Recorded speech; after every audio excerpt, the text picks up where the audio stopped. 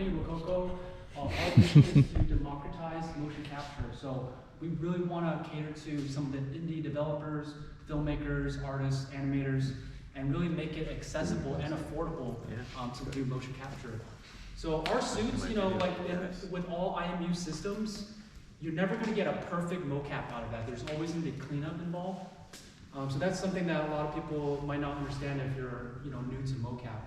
But however, you know, if you're looking at traditional animators, instead of like manually animating, now with motion capture, you can take it pretty much 80, 85%, even 90% there, and then they'll just clean up the rest, you know, adjust some things, maybe one little thing is off. But it takes, like, it makes your workflow much more efficient and really changes the game for this, for animation. But like what Ace was saying, for virtual production, for live action, you can animate like a digital character onto the LED wall and have that creature or character be performing with your live actor. So now you're getting a much more realistic performance from the live actor instead of them, you know, the director saying, oh, just imagine this creature here and it's throwing an arm at you. The actor can't really imagine that, you know? So here you can actually see the digital character. Well, what I have up here right now, this is Rococo Studio, our software, and this just came out of beta last week. We still have our legacy version of this, which has a little bit different features, but this one has much more newer features, and we'll kind of look at some of these right now. So this is the full performance. So I've got the gloves on, the smart gloves, the Smart Suit Pro 2, so it's our new suit, and facial capture, which runs off of the iPhone.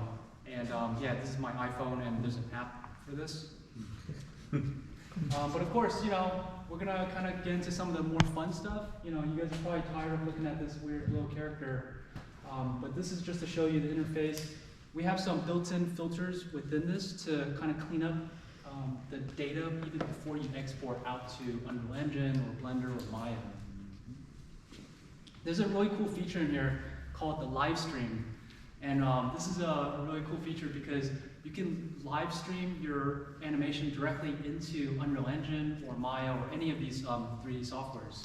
So we'll do a demonstration right now. Latency. Low latency. Real quick, we can just do calibration times. Cool. So they always calibrate the system when they're in an environment so that the computer understands, you know, his posture at a base station. So as he moves, the extremities on the avatar will match that. And just to note, you know, with IMU suits, we have a reputation of, oh, magnetic interference. But as you can see, we're in a studio where there's metal all around, and I'm still getting pretty good tracking, I would say. And running off of a laptop. Oh, and by the way, we don't need internet to connect or anything. I'm running off of that Wi-Fi router right there. And that Wi-Fi router is sending data directly to the laptop. So technically, if you had power, you could take this to the desert, wherever, and you'd be doing mocap. That's why Rococo is a great partner for Brilliant Screen, is because we don't have to have a dedicated mocap stage for the actors to go in. This suit is wireless. We can literally take it here. We can go into the parking lot. We can go into the LED stage, anywhere, and record these performances. So if we had a scene out in the parking lot with the cop car, and the cop's running after a Frankenstein monster, and he's the Frankenstein monster, and so he's there, the cops are chasing him. Now they have something to react to, as opposed to a tennis ball on a C-stand, right? And they can physically interact with each other, tackle them, take them to the ground, and the director can see on the monitor the actual avatar of the Frankenstein monster or whatever it is as you're shooting, make sure all that action is correct, and without being in a special sterilized room with all these optical trackers and everything. So we're always looking for, you know, who are the other leading edge companies creating technology that we can integrate into our filmmaking workflow and make better product. Okay, so, you know, with Unreal Engine, it does take a lot of performance, so apologies if it's a little bit laggy, but let's see if this works out. So I have a metahuman right here. Is it facing you guys yet? Maybe it has to be a little. Yeah, there you go. Yeah, look so look here. Right here? Okay. So this is a metahuman that actually I try to create based off of my own face. So what I did was I took there's like an app called Metascan. It's a free app, you can download it. I did a 3D scan of my head, and then I used the MetaHuman. There's like a little feature in Unreal Engine that's free, and I created my own MetaHuman. And then I put a little steampunk hat on myself. But yeah, basically now we're live streaming directly onto this character, and I can record right now with Take Recorder inside Unreal and get like a little animation scene going.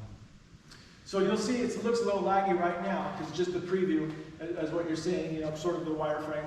And then once it can render out the select, so when your camera starts recording, it'll start recording here as well and record all that data. So then when you do your selects and say, okay, here's our edit, and these are the shots we're using, it will render that out.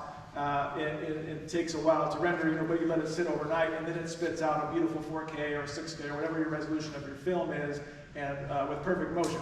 But as you're seeing on the monitor now, it's just giving you a basic preview, so it does look a little stuttery, but actually in the final render, it's not stuttery at all. Yeah, and just a note here, I'm doing this live, but technically you can record your mocap and then still stream it into Unreal. Yeah, so if you have a stunt person that's going to do something amazing, a crazy backflip or something, they don't have to do that right in time with everything else happening on the set, because that could be something that's tiresome for them to do a bunch of times, and if another actor screws up, and then now they have to do it again. So you could just have them do that solo, record that piece, and then just trigger it when the proper cue is happening in the scene with the other real actors. We did a TV pilot for a kids show, and we had real kids here, and then we had these creatures that were interacting with the kids, and they were adult actors in the suits. And that way the kids had a real eye line that they could see, and not just, you know, a tennis ball. And so we got much more emotive performances from the kids, having them react to a real person instead of just an imaginary, you know, it's a ping pong ball or a tennis ball. So that is where the suit comes in, and you can record all that data and then change it. If you want to change that creature later on in post, you can just re-render it as a different avatar or change anything you want. But so there he is live, and it's pretty close to you, yeah. Alas, poor Yorick. So we could take this character, and then we could also do a randomized function. We could create, you know, 50 more characters based upon him, and I could do random different colors for the t-shirts, shorts, and pants, or whatever you want, and now create a crowd. So let's say you want to do a zombie apocalypse movie, and you have your lead actor being chased by 1,000 zombies. Well, who wants to put makeup on 1,000 extras?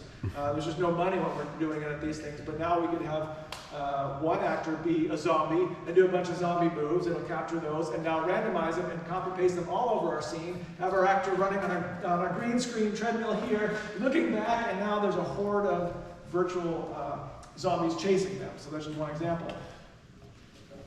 Here's Iron Man. So the Iron Man's face is not rigged up. He doesn't have much facial expression. Right? Exactly. Oh yeah, so I don't need this. Okay. Now I can Make yeah, them it's move good. lost.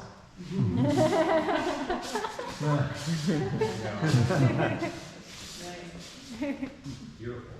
Thank you. So the way I did this Iron Man is I downloaded a free from Sketchfab, one of these websites, a little free Iron Man character, and then it wasn't rigged up yet, so I brought it into Mixamo, which is the Adobe software. It's also free, has digital avatars, animation, and I use this auto rigger through Mixamo to very quickly put this skeleton in there.